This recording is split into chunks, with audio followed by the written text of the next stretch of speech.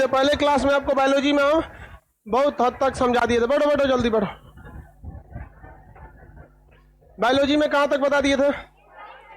Enzyme बताए थे। हाँ, एंजाइम बताना है। बैठो हुआ।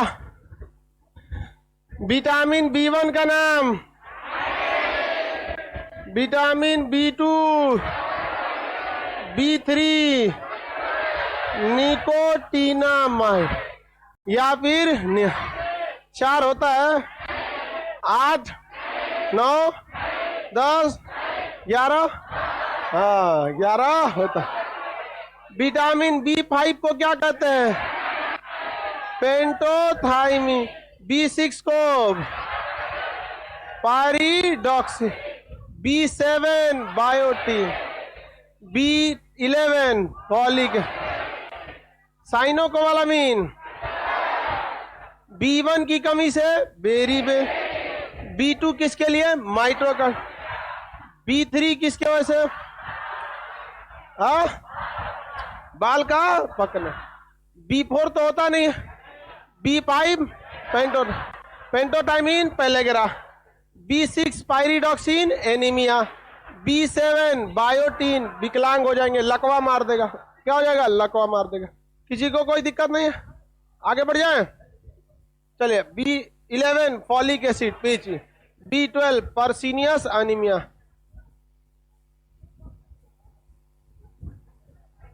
पेचिस लूज मोशन।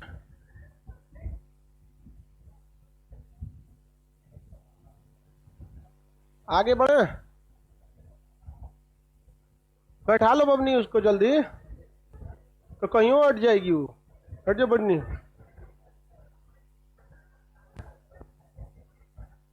लड़की जब एडजस्ट नहीं करती है, जल्दी जल्दी एडजस्ट कर लिया कीजिए। आप लड़की लोग को खुद सोचना चाहिए। हम लाइव वालों को रोक के ऐसे बताते, लाइव वाला सब शराबता होगा सब, इसीलिए रिजल्ट जल्दी नहीं होता। समझा गया कि नहीं आ गया? कब बोलता होगा कि नहीं होता? अच्छा, कभी लड़की लोग खुद बताओ, अपने मन से सोच। कभी देखिए हम लड़कों को इस तरह से परेशान होकर उजबुजा के बोलते हुए? कब?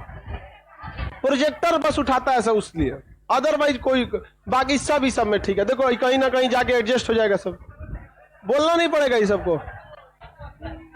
जय बकलोलवा, दे उसको जल्दी, जा जल्दी एडजस्ट हो जाओ। तो आप लोग भी कोशिश कीजिए, पानी अपने लिए ले आया कर, दूसरे को मत दिया। बैला को तो और मत दिया करो, पागल है ही। जितना छोट साइज का होता है सर, बहुत खचरा होता है सर। जल्दी अल्लाह, फिर आ गई सभी से। अब कहां बैठेगी सभी से?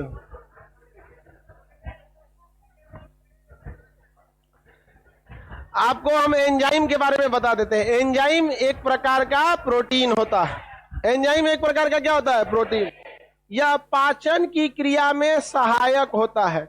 एंजाइम एक प्रकार का प्रोटीन होता है, यह पाचन की क्रिया में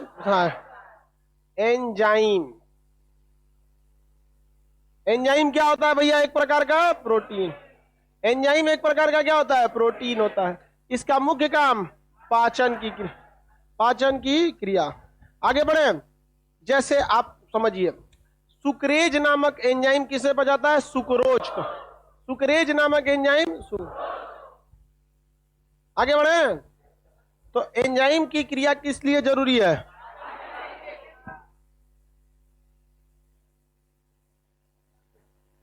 पानी नहीं पिएगा 10 मिनट तो मर जाएगा लोग। हमारे आने से पहले सब लोग पानी उनी पी के बैठा करो लोग, रेडी। पाचन की क्रिया में हार्मोन जरूरी की एंजाइम?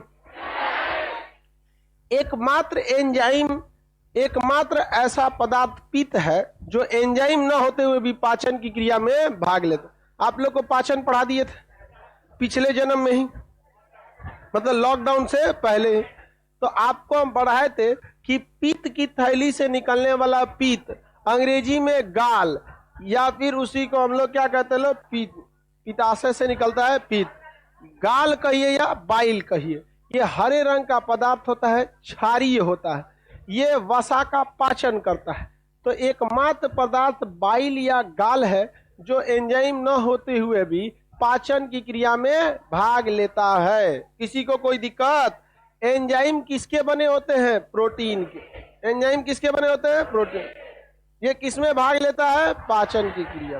किस क्रिया में भाग लेता है? पाचन की क्रिया में भाग लेता है। किसी को कोई दिक्कत?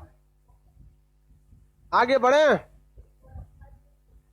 हर्षित गेमर, तू पढ़ने आ गया रे?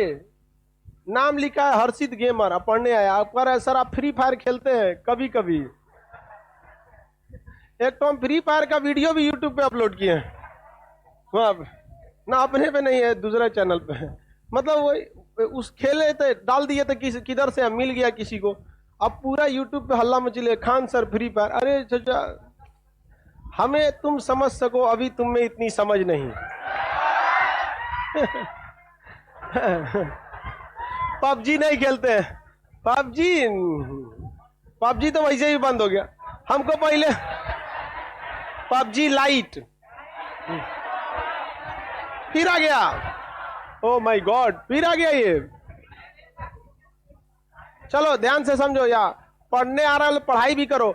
गेम वोम अच्छा चीज थोड़े होता है, नहीं तो हमको छोटा सोलो खेल के हम अच्छा से हरा देते हैं एकदम बढ़िया से। देखियो यूट्यूब पे हमारा बहुत तगड़ा, लेकिन टाइम ही नहीं मिलता। टाइम तो मिल ही नहीं रहा है यहाँ पर। ये वो क्या नाम है, यूट्यूब पर वीडियो करने के लिए, अब फ्री फायर के लिए है, लेकिन जानते हम बहुत कुछ है। लॉकडाउन में खेल लिए थे, उस सब चीजों से थोड़ा दूर रहिए। समझ में आ गया कि नहीं? गेम वगैरह ये सब नशा होता है, इस सब का टाइम आपके पास है। आगे बढ़ जाते हैं हम, समझिए ध्यान से। पाचन की क्रिया में एंजाइम जरूरी होती है। आप एंजाइम को आराम से पहचान सकते हैं। इसके लास्ट में, एंजाइम के लास्ट में एज लगा होता है। क्या लगा होता है? क्या लगा होता है? एज।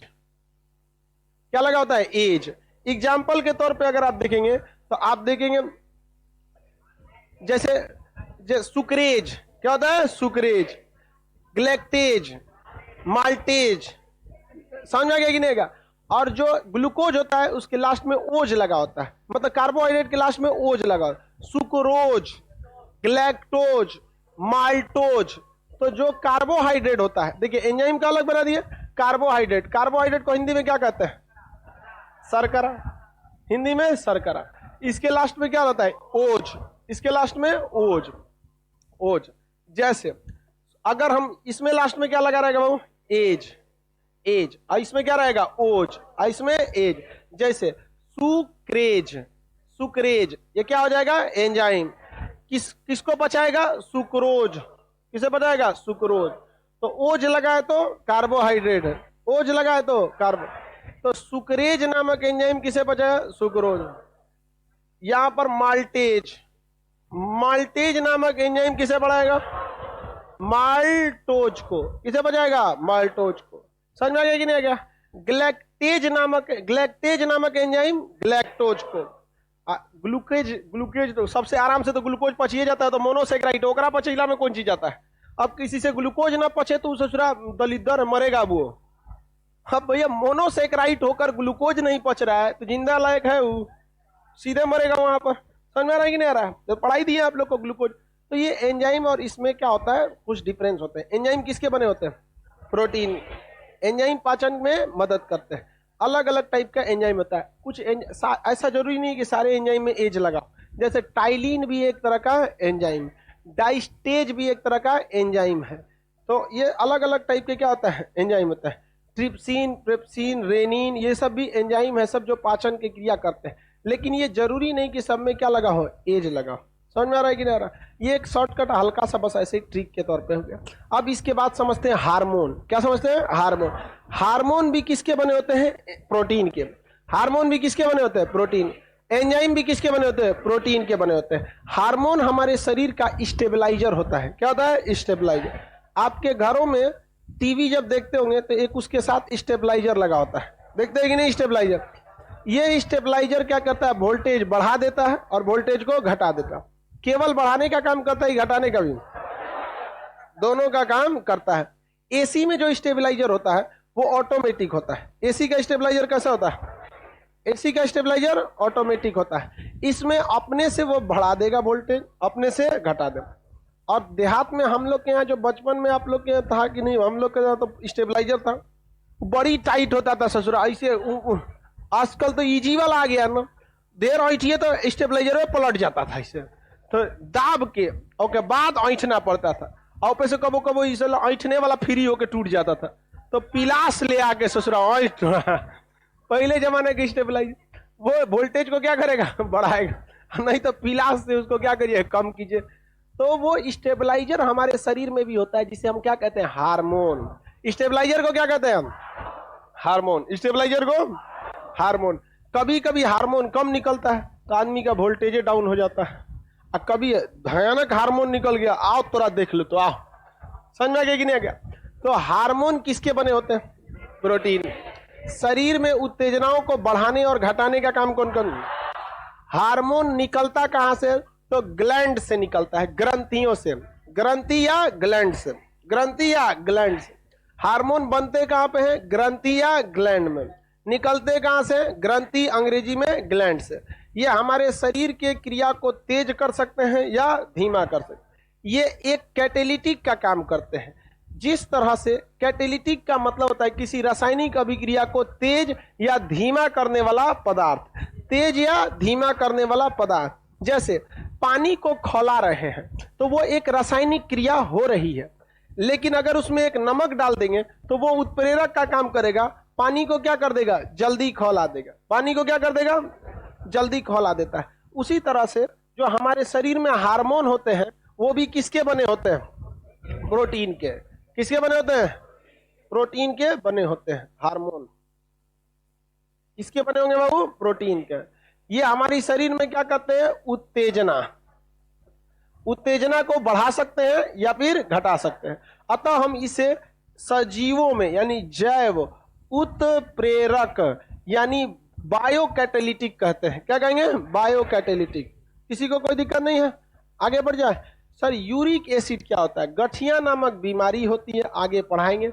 उस बीमारी में हमारे शरीर में किसकी मात्रा बढ़ जाती है, यूरिक एसिड की बीमारी बढ़ जाता है, और साइनोवियल नामक द्रव घट जाता है।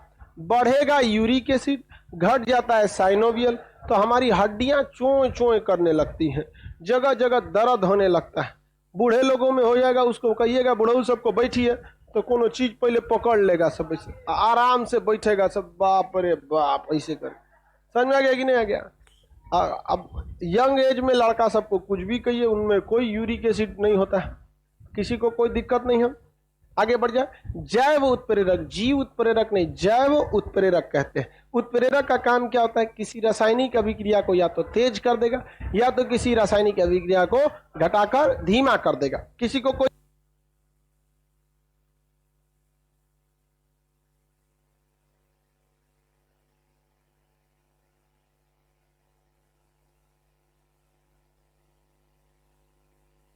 दिक्कत नहीं। हार्मोन को पढ़ना है ग्लैंड के बारे में, ग्लैंड चैप्टर में। समझ में गया, हार्मोन को किस चैप्टर में पढ़ना है, ग्लैंड। ऑनलाइन वालों को ग्लैंड चैप्टर हम पढ़ा दिए, ठीक है, ऑनलाइन किसी को कोई दिक्कत नहीं है। और आप लोग को ग्लैंड थोड़ा सा बचा है, आप लोग भी पढ़ लेंगे। समझ में आ रहा है कि नहीं। तो यहां आपको केवल क्या जानना है कि हार्मोन होता क्या है, हार्मोन किसके बने होते हैं। ये उत्तेजना को बढ़ा सकते हैं, उत्तेजना को घटा सकते हैं। जब ग्लैंड नामक चैप्टर में हार्मोनों के काम होते हैं, जैसे किडनी के ऊपर पाया जाता है एड्रीनल ग्लैंड, उससे निकलने वाला हार्मोन एड्रीनलिन। क्या निकलता है, एड्रीनलिन। अगर एड्रीनलिन हार्मोन निकल गया तो बीपी को बढ़ा देगा और इतना मारधार करने लगेगा, जितना भी स्टोर एनर्जी है माइटोकांड्रिया में झोंक देगा वहां पर, और उसके बाद किसी को मारिएगा ना, उसको दिन में तारा दिख जाएगा। तो अगर कोई आदमी बिखिया गया, एकदम बिखिया रहा है, मार देंगे तोरा, तो भागिएगा, उसके पास से एड्रेनलिन निकलल है होकर। समझ आ गया कि नहीं आएगा। लड़ो उड़ो हार्मोन कहते हैं, मारेगा एकदम झनक जाएगा दिमाग, आप भाग जाइए वहां से, आधा घंटा बाद आइए, उसको देखिए शांत है आप, तब मारिए। आधा घंटा पहले तोरा में हार्मोन निकलल था तब वो कुछ नहीं कर पाएगा। अक्सर देखिएगा गुस्सा में आदमी बड़ी बुरा मार देता है, और कई लाठी पा जाइएगा ना तो दिमाग को सिग्नल नहीं भेजता, एड्रेनलिन निकलेगा ना, दिमाग को टेंशन नहीं, हम संभाल लेंगे। 3-4 लाठी पड़ जाएगा तो पता नहीं चलता है मार में। अब बाद में जब एड्रेनलिन का प्रभाव खत्म होता है तब कहता है देख भी रे कपड़ा फूट गई बका हमारे कई को लड़ाई में देखिएगा ना, बाद में दिखाता है जब फूट गई लोग हमारे। किस लिए, क्योंकि उसमें हार्मोन निकल। हार्मोन बहुत खतरनाक काम कर देते हैं, किसी को कोई दिक्कत नहीं। आगे बढ़े। हार्मोन के नाम और प्रोटीन के नाम दोनों क्या होते हैं, आपस में मैच करते रहते हैं, लगभग लगभग कंफ्यूजन हो जाएगा आपको हार्मोन में और प्रोटीन में। प्रोटीन IN लगा रहेगा, प्रोटीन INE हार्मोन। देखिए आपके मटेरियल में लिखा होगा, लिखा है कि नहीं, देखिए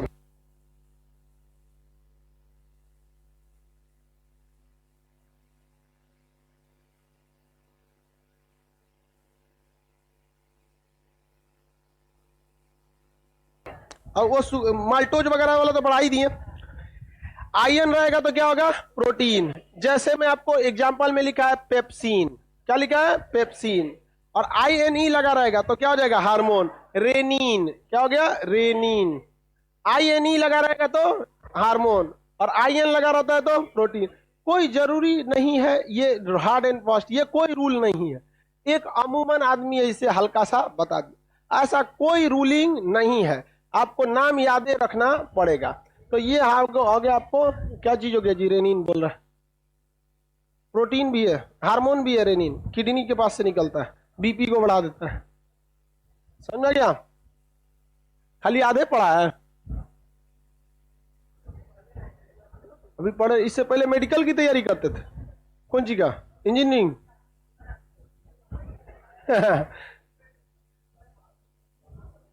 एप्लीकेशन का क्लास।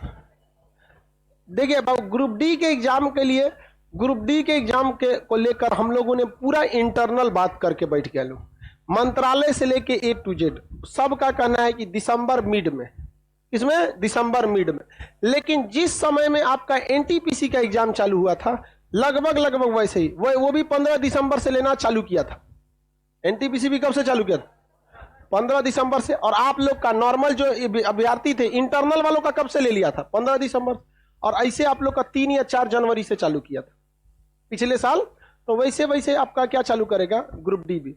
लेकिन उस सब के लिए पहले से तैयारी रखिएगा, नहीं तो दिक्कत हो जाएगा आप लोग को, अचानक रिजल्ट देगा तो। इसके बाद हम समझते हैं मेटाबॉलिज्म, अंग्रेजी में कहते हैं उपापचय। अंग्रेजी में क्या कहते हैं, उपापचय। हिंदी में मेटाबॉलिज्म, वही यार, मेटाबॉलिज्म। ये 2 टाइप का होता है। मेटाबॉलिज्म कितने टाइप का होता है, 2। एक होता है एनाबॉलिज्म, एनाबॉलिज्म, और एक होता है कैटाबॉलिज्म, कैटाबॉलिज्म। हिंदी में क्या कहते हैं जिसको, उपापचय बोलते हैं। उपापचय, उपापचय। इसका हिंदी क्या लिखा है, देखिए तो, उपचय, इसको अपचय, अपचय। हिंदी वाला सबको इसीलिए ना बीमार पड़ जाता है सब, अपचय उपचय बुझेबे नहीं करता है सबको। चलिए ध्यान दीजिए। एनाबॉलिज्म का मतलब होता है कि छोटे छोटे चीजों को जोड़कर बड़े चीजों का निर्माण करना। तो एनाबॉलिज्म को हम शॉर्टकट में बोल सकते हैं निर्माण। क्या बोल सकते हैं, निर्माण। और कैटाबॉलिज्म को हम बोल सकते हैं टूटना। क्या चीज, टूटना। तो वहां पर कोई भी चीज बनता है, छोटे छोटे चीजें मिलकर बड़ी चीजों का निर्माण करते हैं, किसी को कोई दिक्कत नहीं है। छोटे छोटे चीज मिलकर बड़ी बड़ी चीजों का निर्माण किसमें करते हैं, एनाबॉलिज्म। और बड़े चीज टूटने लगते हैं कैटाबॉलिज्म में, बड़े चीज टूटने लगते हैं कैटाबॉलिज्म में। तो एनाबॉलिज्म और कैटाबॉलिज्म समझ में आ रहा है आप लोग को, समझिए कैसे।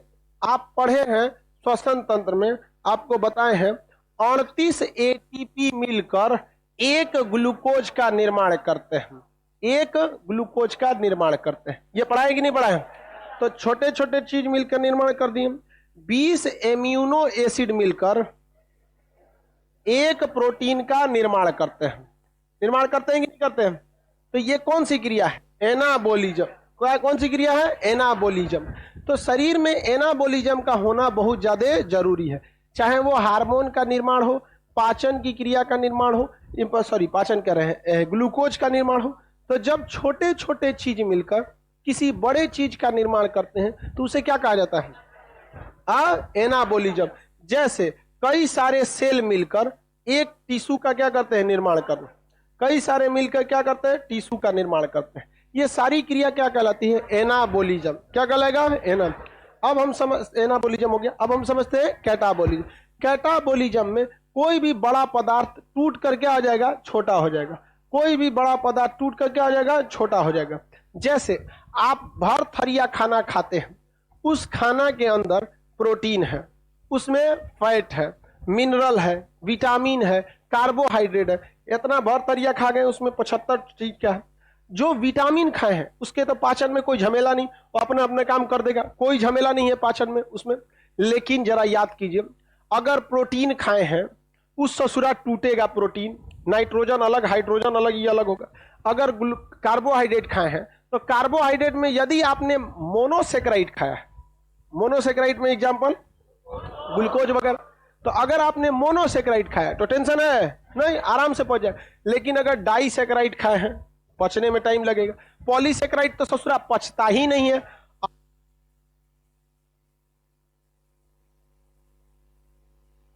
और पॉलीसेक्राइड का शुरुआती मात्रा भले आप पचा सकते हैं, जैसे दतुअन चबा जाएंगे तो हो सकता है पचा जाए, अब बड़का मोटा डंठल हो जाएगा तो नहीं पचा पाएंगे।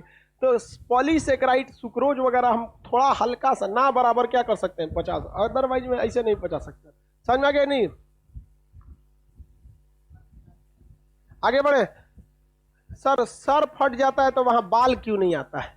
जहां सर फटेगा ना आदमी का, वहां पे उसके नीचे जो बाल निकालने वाले ग्रंथि होते हैं, जड़ होते हैं, वही उड़ जाता है, तो फिर वहां से बाल नहीं निकलेगा। तो नकली बाल खरीद कर, देखिए महिला जो अपना बाल बेचती है सोन पापड़ी खाने के लिए, वो कहाँ जाता है? वो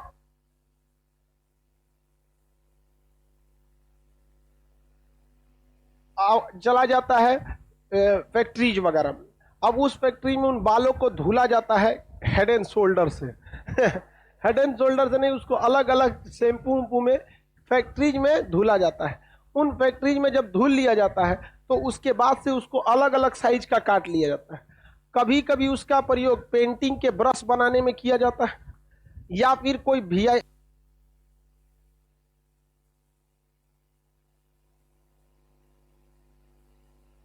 कहीं पे घड़ी वगैरह जो होता है, ये वॉच वगैरह, उसको साफ करने के लिए ब्रश रखता है। देखते हैं घड़ी बिगड़ जाएगा तो साफ करेगा, पेंटिंग वाला ब्रशवा नहीं रहता है, वो रहता है हल्का एकदम सॉफ्ट रहता। कुछ खिलौने बनाने के लिए महंगा महंगा गुड़िया खरीदिएगा, महंगी गुड़िया जो सीबीएसई वाली लड़कियां खरीदती है सब, उसमें आई रहेगी एगो 10 रुपया का गुड़िया मिलता था, पेटवा दाबिए तो चो चो बोलती थी, ऐसे लेटाइए तो अखिया बंद कर लेगी, उठाइए तो अखिया खोल लेगी ऐसे वो वाली गुड़िया नहीं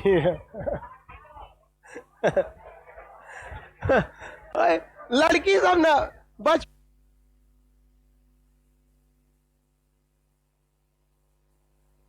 से उठपटांग खेलेगी सब। एगो गुड़िया खरीद लेगी, ओका कपड़ा बदलेगी, एगो गुड्डा खरीद लेगी, और घर में से कुछ सामान उमान लाएगी, खाना पीने वाला, ओका शादी कराएगी और सबको खिलाएगी, लो तुम खाओ तुम खाओ। शुरुए से उसे अजबे सोच की होती है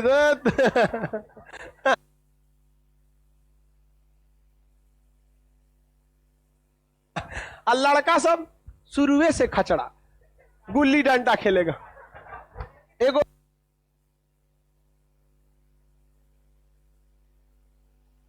साइकिल का टायर लेगा, एगो लकड़ी लेगा, मार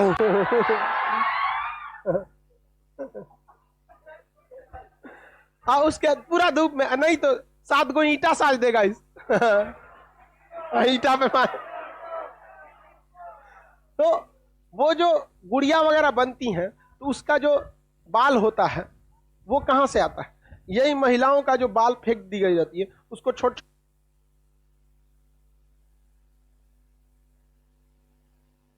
जिस साइज का जैसा मिला उसको लगा देता है और पेंट कर देता है।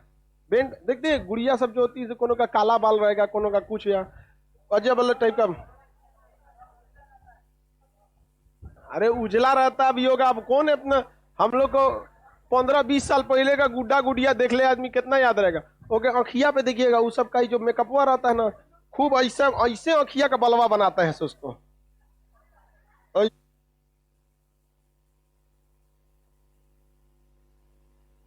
इसे लगता है एकदम छज्जा बनी ले, एकदम बरसात का पानी आंख में नहीं आना चाहिए। वो तो वो सब बाल काम आता है।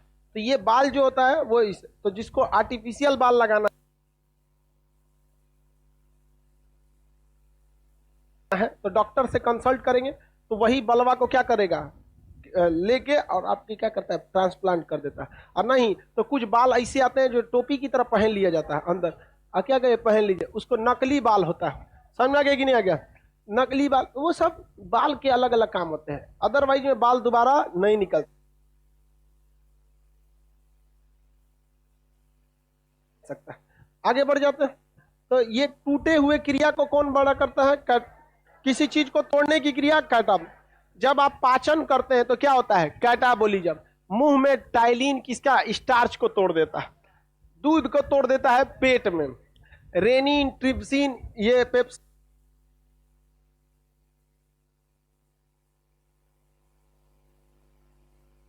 ये सब प्रोटीन को तोड़ते हैं सब। तो टूट फूट की क्रिया क्या कहलाती है? कैटाबोलिज्म। यानी काट छाट की क्रिया कैटाब, और निर्माण की क्रिया, हाँ, और टूट फूट की। तो हम इसमें कौन कौन सा एग्जाम्पल लिख सकते हैं? पाचन लिख सकते हैं, पाचन नहीं लिख सकते हैं, श्वसन लिख सकते हैं। श्वसन में भी तो तोड़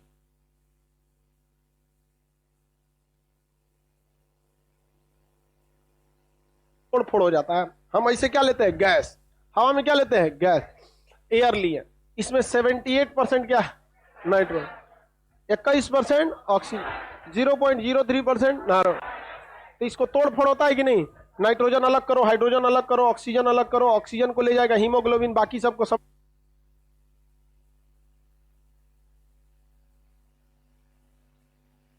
के फेंक दो, भागो यहां से। तो तोड़ फोड़ की क्रिया हो रही है कि नहीं? काट कूट की जो क्रिया होती है उस क्रिया को कैटाबोलिज्म, और निर्माण की क्रिया को एनम, कोशिका से टिश्यू निर्माण। हाँ, कैटाबोलिज्म और एनाबोलिज्म याद रहेगा। इन दोनों क्रिया को मिला देंगे तो मेटाबोलिज्म। अब आपको कंफ्यूजन हो जाए कि अगर ये कैटाबोलिज्म हो रहा है या एनाबोलिज्म हो रहा है तो सीधे क्या बोल देंगे? मेटाबोलिज्म। ये दोनों क्रिया को मिला देंगे तो हमारा शरीर जिंदा है मेटाबोलिज्म की वजह से।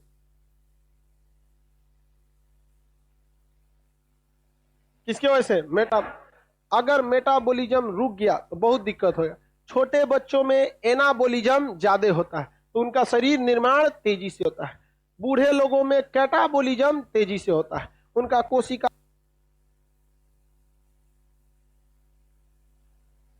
शरीर सब चीज क्या होते रहता है? टूटते रहता है। तो और यंग एज में दोनों जारी है। यंग एज में क्या है? दोनों जारी। एनाबोलिज्म ज्यादा तेज होने लगेगा, सोचो पता चला कैंसर का रूप ले ले। कैंसर क्या होता है? आगे चल के पढ़ना है बीमारी में आपको। कैंसर कोई बीमारी, बैक्टीरिया बीमारी नहीं है।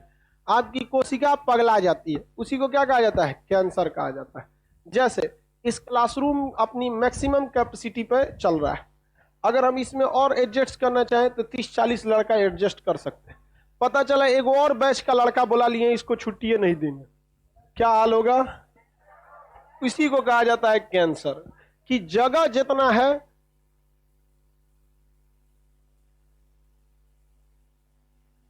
उससे ज्यादा कैपेसिटी हो जाता है, जो कंट्रोल के बाहर हो जाए उसे क्या कहा जाता है? कैंसर कहा जाता है। किसी को कोई दिक्कत नहीं है? तो ये हो गया कैटाबोलिज्म और एनाबोलिज्म। ये जरूरी है हमारे शरीर के लिए। हो गया। विटामिन, एंजाइम तथा हार्मोन सभी किसको नियंत्रित करते हैं? कैटाबोलिज्म और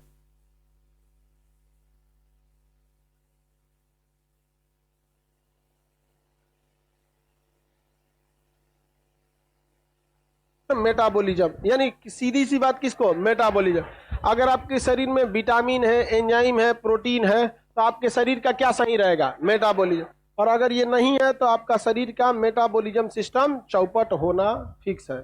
एंजाइम नहीं रहेगा तो पाचन होगा, प्रोटीन नहीं रहेगा, एनाबोलिज्म होगा? नहीं होगा। तो एंजाइम और प्रोटीन दोनों जरूरी है किस चीज के लिए? मेटाबोलिज्म के लिए। किसके लिए? अगर आगे बढ़े, किसी को कोई दिक्कत नहीं। अब अगला चैप्टर क्या है? मानव रोग। अगला चैप्टर है मानव रोग, डिजीजेज। अंग्रेजी में क्या कहते हैं? डिजीज, रोग या बीमारी।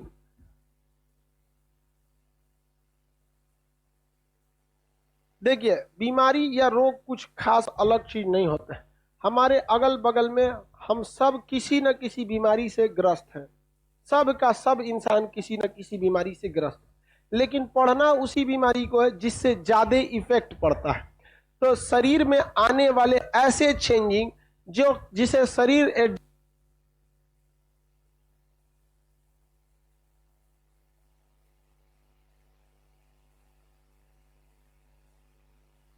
एडजस्ट नहीं कर पाता है, वो किस में चला जाता है? बीमारी में। नॉर्मल बुखार आप नहीं झेल ले जाते हैं, समझ में आ गया कि नहीं आ गया? अब बुखार भी क्या एक तरह का बीमारी है। अब जैसे देखिएगा, सीबीएसई वाले जो लड़के रहते हैं उनको बुखार लगेगा तो दवाई खाता है सब, और हिंदी मीडियम का लड़का इंतजार करता है कब उतरेगा। कुछ नहीं करता है हिंदी मीडियम का लड़का, पंखा बंद करके ओढ़ के सूझ जाता है जो अपने उतर जाएगा। और सीबीएसई वाला क्या करेगा? Oh my God, fever, paracetamol, news light, घरे फोन कर देगा, मम्मी तबीयत खराब है, मार बकलो अहिया। वो पंखा बंद करेगा तो पार्टनर कहेगा, रे छोटा कहीं का गर्मी लग रहा है, पंखा बंद किया, मर रहा है क्या तुम? तो बुखार भी एक तरह का क्या है? बीमारी। तो शरीर में आने वाले ऐसे चेंजिंग जिससे शरीर को नुकसान पहुंचता है या बैलेंस बिगड़ता है, वो किस में ज्यादा आ जाता है? बीमारी में। बीमारी कई टाइप के होते हैं, जिसमें सबसे सिंपल टाइप के कुछ बीमारी ऐसे होते हैं जिसे हम डिफिशियंसी डिजीज कहते हैं। क्या कहेंगे? Deficiency disease. तो पहले टाइप की बीमारी आगे डिफिशियंसी डिजीज उसे कहते हैं जो किसी न किसी चीज की कमी से हो गया। जैसे आयोडीन की कमी से घेंगा, कोई बैक्टीरिया वायरस से हुआ है तो डिफिशियंसी डिजीज क्या दूसरे को दे सकता है? वही बीमारी आप दूसरे को दे सकते हैं जो किसी बैक्टीरिया, वायरस, कवक या फंगस से हुआ है, एलगी से हुआ है। अदरवाइज में अगर डिफिशियंसी डिजीज है तो आप ही झेलेंगे। डिफिशियंसी डिजीज का मतलब होता है अल्पता, अल्प मतलब कमी। तो डिफिशियंसी डिजीज मतलब अल्पता, डिफिशियंसी डिजीज मतलब अल्पता। किसी को कोई दिक्कत नहीं है? जय कुमार सर मध्य प्रदेश से हैं, इंग्लिश में पीडीएफ दे दीजिए।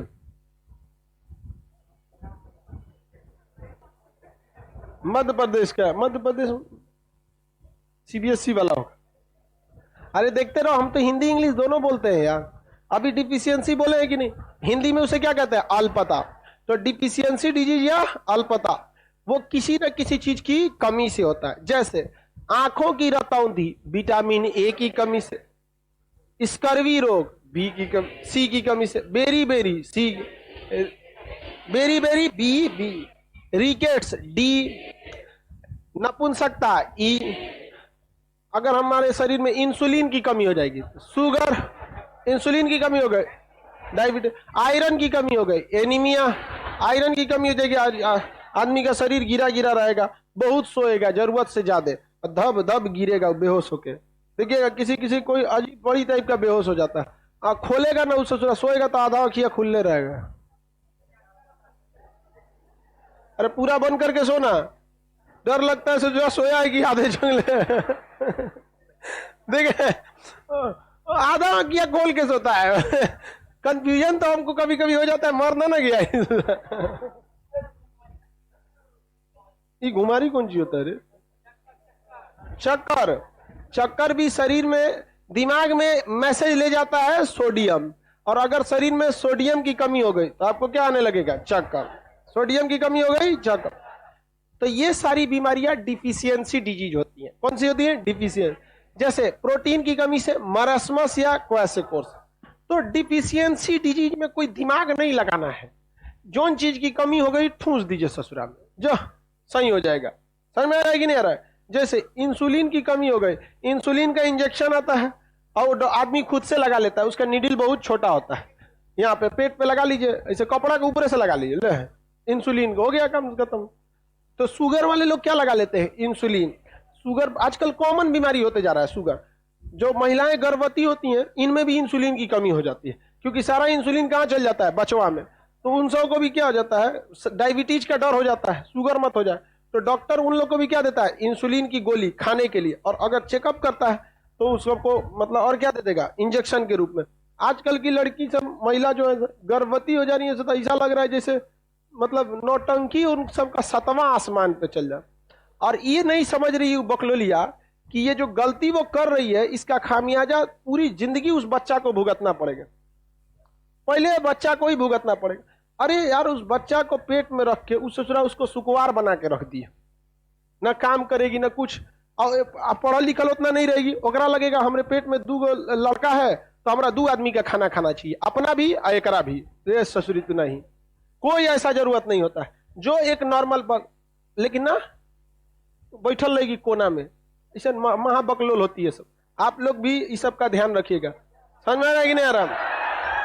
ना तो तुम लोग का बचवा कैसा हो जाएगा, भोदा, वही बकलोल टाइप का हो जाएगा। तो इनसा गर्मी हो जाएगा तो 20 जगह फोड़ा निकल जाएगा। काहे? तो बबुआ पेट में थे तो मम्मी इनकर आराम कर रही थी। हाँ, अरे पूरा ठंडी गर्मी बरसात दुख मुसीबत सब झेलना है उसको, तब ना हो जाएगा एकदम चट्टान सिंह। ना तो वही होगा फूल कुमारी ले से ज्यादा नहीं। आगे बढ़े। चलिए ध्यान समझ। तो गर्भवती महिलाओं में भी किसकी कमी हो जाती है? इंसुलिन, इंसुलिन की कमी हो जाती है।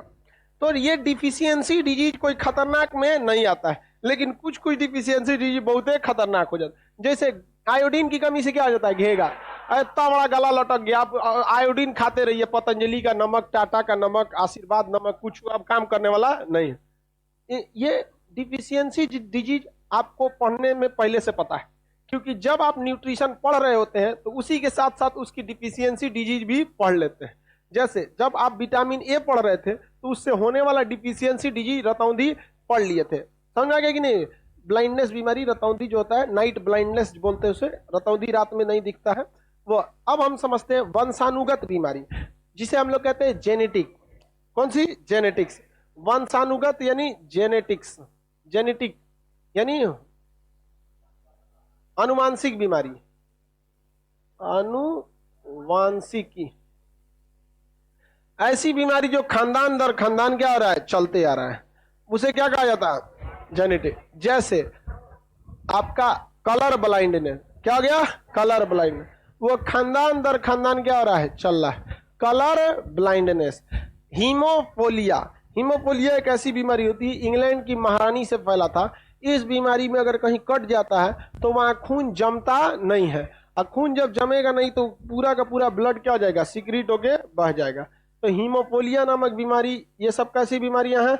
आनुवांशिक बीमारी है। कैसी बीमारी है? आनुवांशिक बीमारी। किसी को कोई दिक्कत नहीं है, आगे बढ़े। अब कुछ ऐसी बीमारियां होती हैं जो नॉन ट्रांसफरेबल होती है, ये दूसरे में फैलती नहीं है, खतरनाक होती है लेकिन दूसरे में फैलती नहीं है, तो वो उतना खतरनाक उसे नहीं माना जाएगा। जैसे टाइफाइड, टाइफाइड भी एक बीमारी है। आपको टाइफाइड है तो क्या दूसरों को भी हो जाएगा? नहीं होगा दूसरे को। कैंसर, आपको कैंसर है दूसरे को हो जाएगा? नहीं, ये संक्रामक बीमारी नहीं है। जैसे डिफिशियंसी डिजीज में देख लीजिए, किसी को शुगर है तो क्या दूसरे को फैला देगा? नहीं। लेकिन कुछ ससुरे खतरनाक होते हैं जिसे हम कहते हैं संक्रामक बीमारी। कौन सी बीमारी? कोरोना। कौन सा? कोरोना। कोरोना को हम लोग अगले 16 दिन में कंप्लीटली बाय बाय करने वाले हैं, समझ में गया? अगले कितने दिन में? 16 दिन। आज के डेट में 91 करोड़ लोगों को वैक्सीनेशन किया जा चुका है, 91 करोड़ से ज्यादा हो गया, 92 करोड़ को हो गया, समझ में गया कि नहीं आ गया? इतना कंप्लीट हो गया है। 2 दिन में 1 करोड़ वैक्सीन लग जा रही है, 91 करोड़ को लग गया, तो अगले 16 दिन में 8 करोड़ और लोगों को लग जाएगा। तो 8 इसमें जोड़ेंगे, कितने लोग को लग गया? 100 करोड़। 100 करोड़ लोगों को अगले 16 दिन में क्या हो जाएगा? यानी इस 15 तारीख तक में, अगले इस महीने के लास्ट, मतलब आगे 1 हफ्ता या 15 दिन में लगभग हर आदमी कम से कम 1 डोज वैक्सीन की ले चुका होगा। इसके बाद जो बचते हैं वो 18 साल से नीचे वाला बच जाते हैं। जैसे बुतरू बच गया, कितना साल एज हो गया, तो ये सब अभी बेचारा छोटा है, इस सब को वैक्सीन नहीं लगा। तो वैक्सीनेशन हो जाएगा तो हम कोरोना को क्या कर देंगे? बाय बाय, बहुत जल्दी। लेकिन हाँ, बकलुओं को नहीं लगा, तुमको नहीं लगा, नाबालिग का भी बेचारा बकला, तो छोटे लोगों को अभी वैक्सीन नहीं लगा। कोविड-19 है, बशर्ते कोविड-21 मत निकल जाए, समझ आ गया? तो उस जगह ना निकले तब दिक्कत, अगर निकल गया तो बहुत बवाल हो जाएगा। तो कुछ बीमारियां दूसरे को फैला देती हैं, जैसे टीबी का मरीज जब सांस छोड़ता है तो 1 मीटर तक दूसरा व्यक्ति क्या हो जाता है, संक्रमित होता है। 1 मीटर तक दूसरा व्यक्ति संक्रमित हो जाता है। किसी को कोई दिक्कत है? टीबी भी एक प्रकार का संक्रामक बीमारी है। तो बीमारी में जो संक्रामक बीमारी होते हैं वो बहुत खतरनाक होते हैं और वो किसी न किसी कारण से बने होते हैं। जैसे या तो फिर बैक्टीरिया से हो जाए, जैसे टीबी क्या है, बैक्टीरिया से, बैक्टीरियम ट्यूबरकुलोसिस बैक्टीरिया का नाम है, वो क्या है, टीबी बैक्टीरिया से हो सकता है। नहीं तो कोरोना वायरस से हो सकता है। तो अगर बैक्टीरिया से इन्फेक्टेड है तो वो बैक्टीरिया उड़ के दूसरे में चल गया, ले जाएगा आपको। वायरस से है, दूसरे में चला गया, ले जाएगा आपको। कई तो बीमारी कवक से होती है, खजुवट वगैरह देखेंगे तो खजुवट वगैरह रहेगा, वो खजुआए रहेगा, दिनाए उनाए, और उसका कपड़ा पहन लिए, चाहे वो गमछा उमछा से पोछले है, ले लिए तो उसमें 2-4 को कवक चल आएगा आपके पास, आपको पूरा खजुवट भर देगा वहां पर। पटना में खजुवट खत्म नहीं होता है। पटना में जिसको खजुवट हुआ ना, कम से कम 3 साल झेलाता है, क्योंकि उसके अगल बगल में बहुत खजुवट वाला घूम रहा है। समझा गया कि नहीं आ गया? सर डिफिशियंसी डिजीज से बॉडी ऑर्गन इफेक्ट नहीं होता है क्या? अब कैसे इफेक्ट नहीं होता है? ग्वाइटर से क्या हो जाता है, गला, एनीमिया से ब्लड, रिकेट से हड्डी, फिर इंसुलिन की कमी से पैंक्रियाज। अब कैसे इफेक्टेड नहीं होगा? तो खतरनाक संक्रामक बीमारी दूसरे को तेजी से फैलाते हैं। जहां पर संक्रामक बीमारी के मरीज रहते हैं वहां पर इंसान को दूरी बनाकर रखना चाहिए, जिसमें मास्क तो अब हम लोग जाने हैं, वरना इसका प्रयोग कौन कर रहे थे, डॉक्टर लोग। सैनिटाइजर अब जाने हैं, सैनिटाइजर का प्रचार जो हुआ या सैनिटाइजर का जो यूज किया गया, सैनिटाइजर से ज्यादा बेहतर था साबुन। सैनिटाइजर बाहर के लिए यूज करना था, लेकिन सैनिटाइजर का बाप होता है साबुन, चाहे घड़ी साबुन, लाइफ बॉय साबुन। तो आप सैनिटाइजर में आधा घंटा हाथ धोइए और 2 मिनट धोइए, ज्यादा तगड़ा काम कौन करेगा, साबुन। लेकिन सैनिटाइजर एक ऑप्शनल रखा गया था कि आप बाहर जाएंगे तो हमेशा साबुन लेके नहीं ना जा सकते, तब आप क्या करते रहिए, सैनिटाइजर। इसलिए आप देखे होंगे, आपको जब कोरोना से प्रचार का सुनाता होगा तो अपने हाथों को साबुन से बार बार धोते रहे, बहुत सैनिटाइजर से धोते रहे, हाँ साबुन से धोते रहे। तो जिस जगहों पर आपका संक्रामक मरीज रहता है, जिस गाड़ी से संक्रामक मरीज जाता है, उस गाड़ी के ऊपर पीला झंडा या पीला लाइट लगा दिया जाता है, जो ये बताता है कि इसके अंदर भयंकर मरीज बैठा है, वो दूसरे को भी क्या कर देगा, हाँ संक्रमित कर देगा। अतः संक्रमित होने से बचना है तो संक्रामक बीमारी वालों से दूर रहना पड़ेगा। तो बीमारियों की ओवरऑल आप कैटेगरी देख लिए। अगर किसी चीज की कमी से होगा तो क्या होगा भैया, हाँ डिफिशियंसी डिजीज। अगर दूसरे वंशानुगत है तो उसे जेनेटिकली हो जाता है। जैसे कलर ब्लाइंडनेस, क्या हो जाता है, कलर ब्लाइंडनेस हो गया, उस नहीं डायरेक्टली संक्रमण से नहीं होता है, वो डायरेक्ट टच में आता है। जैसे एचआईवी जो है वो तभी टच में आ सकता है जब दोनों का ब्लड आपस में क्या हो जाए, इंटरफेयर हो जाए, या फिर उनका स्पर्म या ओवम आपस में इंटरचेंज हो जाए। क्योंकि जो एचआईवी का वायरस है उसे जिंदा रहने के लिए केवल 2 चीज चाहिए, या तो ओवम स्पर्म यानी ये जो बॉडी डिस्चार्ज होते हैं जिसमें मेल से स्पर्म और फीमेल में ओवम, या तो ये यहां जिंदा रह सकता है, यानी गैमेट की बात कर रहे हैं। किसकी बात करते हैं, गैमेट। मेल गैमेट में क्या आ जाएगा, स्पर्म, फीमेल गैमेट में ओवम, और नहीं तो वो कहां जिंदा रह सकता है, ब्लड में। कहां पे, ब्लड। अदरवाइज में एचआईवी वायरस कहीं जिंदा नहीं रह सकता है। एचआईवी वायरस अगर कहीं का जूठा खाना खा लेंगे तो एचआईवी नहीं फैल सकता है। समझ में आ गया कि नहीं? आपके ऊपर थूक दिया तो एचआईवी फैल जाएगा। आपका ब्लड उसके ब्लड में नहीं आना चाहिए, और उसका ब्लड आपके शरीर पे गिर गया तो हो जाएगा, टच में नहीं होना चाहिए। पता चला यहाँ ब्लड गिरा है, पता है कि एचआईवी वाला, आप यहीं पे ब्लेड से काट लीजिए, हो गया काम खत्म। समझ में आ गया? लड़कों को इस सब चीजों से ज्यादा बचना चाहिए। दाढ़ी बनाते समय सैलून, उसको एकदम सख्त हिदायत दीजिए कि अच्छा से तुम डिटॉल से धुल।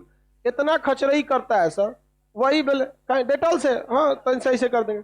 अच्छा से उसको पूरा बढ़िया से कटोरा में या गिलास में रखे रहते हैं डिटॉल। जब रेजर ले तो पूरा पोछवाइए उसको, उसमें नया ब्लेड लगवाइए और उसमें रेजर में पूरा अच्छा से डुबवाइए और डुबैले छोड़ दीजिए, कहो कि सोच रहा हमारा काटना नहीं कि मैं छोड़ दे, ज्यादा नौटंकी करे तो निकल यहाँ से। सोच रहा तू नहीं, एक बार बीमारी होगा कोई नो इलाज ही नहीं है उसका, तो हम औसकत के चक्कर में बीमारी लेके बैठेंगे। और ऐसे जगहों से ये ज्यादा फैलता है, क्योंकि वहां दिन भर में पर डे 50-60 आदमी कहां से आ रहा है कहां नहीं, आपको कोई आइडिया नहीं रहता। समझ में आ गया कि नहीं आ गया? तो ये सब चीजों से आपको बचना चाहिए, सावधानी रखनी चाहिए। तो दूसरे में फैलने वाला बीमारी थोड़ा ज्यादा खतरनाक होता है, क्या नहीं हो सकता अनुवंशिक? आगे बढ़ते हैं। अनुमान नहीं जी, मां से बच्चे में HIV फैलता था पहले, पहला देश क्यूबा था जिसने रोक दिया। अब अनुवांशिक तब कैसे हो गया? नहीं समझे? पहले दवा नहीं थी, अभी क्या हो गई है, रोक जा चुका है। समझ में आ गया कि नहीं आ गया? पहले ऐसा नहीं था। आगे देखते हम लोग।